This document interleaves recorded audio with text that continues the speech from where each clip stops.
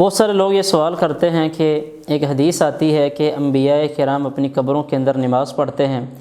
تو اس کا مطلب یہ ہوا کہ انبیاء کرام اپنی قبروں کے اندر زندہ ہیں۔ سب سے پہلی بات تو یہ سمجھیں،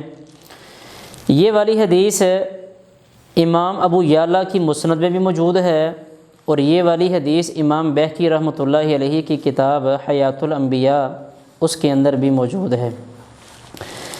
اس روایت کی سند میں ایک حجاج راوی ہے کہ جو نامعلوم ہے، اور امام ذہبی رحمۃ اللہ علیہ نے باقاعدہ اپنی کتاب میزان الاعتدال میں اس کی وضاحت کی ہے کہ اس بندے کی یہ والی خبر یہ منکر ہے، یہ والی خبر صحیح نہیں ہے، یہ والی خبر ضعیف ہے۔ جب یہ روایت میں اس روایت کی سند میں جب حجاج راوی ہی نامعلوم ہے، مجہول ہے، تو یہ والی روایت وہ سند کے اعتبار سے صحیح نہیں ہے۔ بعض لوگ یہ حوالہ دیتے ہیں کہ اس روایت کو حافظ ابن حجر نے یا امام بہقی رحمۃ اللہ علیہ نے اس کو صحیح قرار دیا۔ حافظ ابن حجر رحمۃ اللہ علیہ کا یا امام بہقی رحمۃ اللہ علیہ کا اس روایت کو صحیح قرار دینا یہ ثابت نہیں ہے۔ اس سلسلے میں کہ انبیاء اپنی قبروں کے اندر نماز پڑھتے ہیں، ایک دلیل ہے جو صحیح مسلم سے پیش کی جاتی ہے کہ اللہ کے رسول صلی اللہ علیہ وسلم نے فرمایا کہ اسراء اور معراج والی جو رات ہے، تو کہتے ہیں میں ایک سرخ ٹیلے کے پاس سے گزرا اور موسیٰ علیہ السلام کو میں نے دیکھا کہ وہ اپنی قبر کے اندر نماز پڑھ رہے تھے۔ یہ روایت صحیح مسلم کی ہے۔ اس روایت کے حوالے سے ایک دو باتیں یاد رکھیں۔ یہ اللہ کے رسول صلی اللہ علیہ وسلم کا معجزہ تھا، اور معجزہ اس کو کہا جاتا ہے کہ جس کو آپ عام حالات کے اوپر محمول نہیں کر سکتے۔ اب یہ جو صحیح مسلم کی روایت میں یہ آتا ہے نا کہ اللہ کے رسول صلی اللہ علیہ وسلم نے فرمایا کہ سرخ ٹیلے کے پاس میں نے موسیٰ علیہ السلام کو اپنی قبر میں نماز پڑھتے ہوئے دیکھا۔ یہ سرخ ٹیلہ بیت المقدس کے قریب ہے، اور موسیٰ علیہ السلام کی جب ان کے فوت ہونے کا وقت آیا تو موسیٰ علیہ السلام نے اللہ رب العالمین سے دعا کی تھی، اور یہ پورا واقعہ امام بخاری رحمۃ اللہ علیہ کی صحیح بخاری کے اندر موجود ہے کہ موسیٰ علیہ السلام نے دعا یہ کی تھی کہ اللہ تعالیٰ مجھے اس گھر کے قریب کر دے۔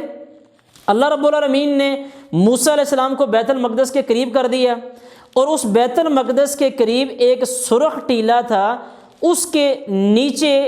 موسیٰ علیہ السلام کی قبر ہے، اور اللہ کے رسول صلی اللہ علیہ وسلم نے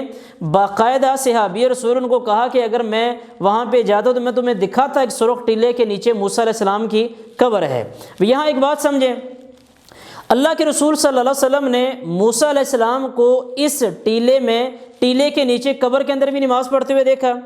مسند ابی عوانہ میں یہ روایت موجود ہے، صحیح اور بخاری کے اندر بھی یہ روایت موجود ہے، لیکن صحیح اور بخاری میں یہ روایت مختصر ہے۔ مسند ابی عوانہ میں یہ ہے کہ اللہ کے رسول صلی اللہ علیہ وسلم فرماتے ہیں کہ جب میں بیت المقدس میں گیا تو وہاں پہ جب اللہ کے نبی علیہ الصلوۃ والسلام نے امامت کروائی تو فرمایا میں نے وہاں پہ موسیٰ علیہ السلام کو نماز پڑھتے ہوئے دیکھا، عیسیٰ علیہ السلام کو بھی نماز پڑھتے ہوئے دیکھا ہے۔ اب موسیٰ علیہ السلام کو اللہ کے رسول علیہ الصلوۃ والسلام نے پہلے قبر کے اندر نماز پڑھتے ہوئے دیکھا، پھر موسیٰ علیہ السلام کو اللہ کے رسول صلی اللہ علیہ وسلم نے بیت المقدس کے اندر بھی نماز پڑھتے ہوئے دیکھا۔ اچھا، جب اللہ کے نبی علیہ الصلوۃ والسلام کو معراج کروائی گئی، زمین سے آسمانوں تک کا جو سفر کروایا گیا، صحیح بخاری ہے، اور صحیح بخاری کے اندر اگر آپ دیکھیں واضح الفاظ کے اندر یہ بات موجود ہے کہ اللہ کے رسول صلی اللہ علیہ وسلم فرماتے ہیں کہ جب ہم چھٹے آسمان کے اوپر پہنچے ہیں تو چھٹے آسمان کے اوپر نبی کریم علیہ الصلوۃ والسلام کی موسیٰ علیہ السلام سے ملاقات ہوئی ہے۔ اچھا، یہاں ایک اور بات سمجھیں، موسیٰ علیہ السلام سے کلام کے بعد اللہ کے رسول علیہ الصلوۃ والسلام اوپر چلے گئے۔ اللہ رب العالمین سے جب واپس آئے ہیں، صحیح بخاری کی اس روایت کے مطابق سب سے پہلی ملاقات واپسی پہ وہ موسیٰ علیہ السلام سے ہوئی، حالانکہ 7ویں آسمان پہ ابراہیم علیہ السلام تھے اور چھٹے آسمان پہ موسیٰ علیہ السلام تھے، اور واپسی پہ ملاقات سب سے پہلے موسیٰ علیہ السلام سے ہو رہی ہے۔ یہ ساری تفصیل بیان کرنے کا مقصد یہ ہے کہ وہ ایک معجزہ ہے، اللہ رب العالمین نے نبی کریم صلی اللہ علیہ وسلم کو اس رات میں مختلف چیزیں دکھائی ہیں۔ اب موسیٰ علیہ السلام اگر قبر کے اندر نماز پڑھ رہے ہیں تو موسیٰ علیہ السلام بیت المقدس میں کیسے ہوئے؟ اگر موسیٰ علیہ السلام بیت المقدس میں موجود تھے تو موسیٰ علیہ السلام چھٹے آسمان کے اوپر کیسے ہوئے؟ تو یہ سارا ایک معجزہ ہے، اور جو معجزہ ہوتا ہے اس کو عام حالات کے اوپر وہ محمول نہیں کیا جا سکتا۔ انبیاء اللہ رب العالمین کے پاس جس طرح شہداء زندہ ہیں، اسی طرح انبیاء بھی اللہ رب العالمین کے پاس زندہ ہیں، لیکن انبیاء کی وہ زندگی اخروی زندگی ہے، برزخی زندگی ہے، اس کا دنیا کی زندگی کے ساتھ کوئی تعلق نہیں ہے۔ اللہ کے رسول صلی اللہ علیہ وسلم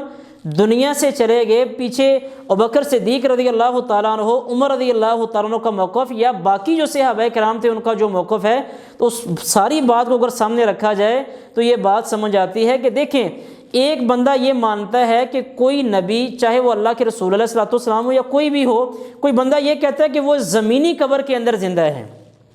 اور ایک بندہ یہ کہتا ہے بھئی زمینی قبر کے اندر زندہ نہیں ہے، اللہ کے نبی صلی اللہ علیہ وسلم یا انبیاء جب وہ اللہ رب العالمین کے پاس زندہ ہیں تو انبیاء کی عزت اور تعظیم زیادہ اسی میں ہے کہ ہم ان کے بارے میں یہ عقیدہ اور نظریہ رکھیں کہ انبیاء علیہ السلام اللہ رب العالمین کے پاس زندہ ہیں، جس طرح شہداء زندہ ہیں، اور وہ ان کی آخرت کی زندگی ہے، اس زندگی کا دنیا کی زندگی کے ساتھ کوئی تعلق نہیں۔ جس طرح شہداء کی زندگی کا دنیا کی زندگی کا کوئی تعلق نہیں، تو ان کی زندگی کا بھی دنیا کی زندگی کے ساتھ کوئی تعلق نہیں۔ اللہ تعالیٰ ہمیں سمجھنے کی اور عمل